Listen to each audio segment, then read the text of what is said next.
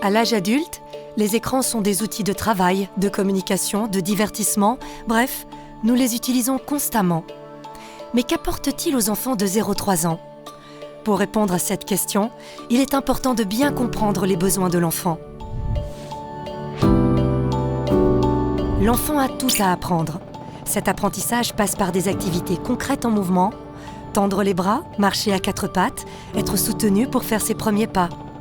Son environnement doit lui permettre d'expérimenter au travers de ses 5 sens. Pour se repérer dans l'espace, un enfant a besoin de toucher et d'attraper ce qui l'entoure. Il apprend ainsi comment son corps fonctionne, sa vision spatiale, son environnement et les interactions possibles avec les objets et leurs conséquences. L'enfant apprend à reconnaître les émotions de son entourage, puis à communiquer. Il manifeste cette envie d'abord en imitant ce qu'il observe et entend. La base de sa communication se construit dès cette période. Et les écrans dans tout ça ? L'écran n'est donc pas recommandé.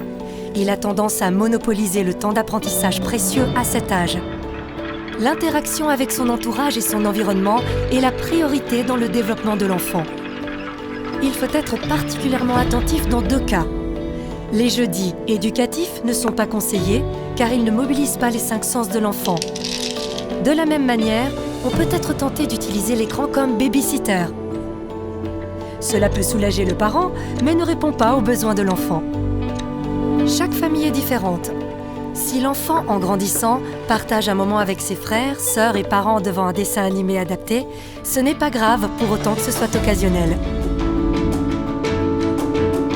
Le cerveau se développe par la stimulation. À l'intérieur comme à l'extérieur de la maison, les enfants peuvent découvrir de nouveaux objets à toucher, ouvrir, tourner, mais aussi de nouveaux mondes à explorer.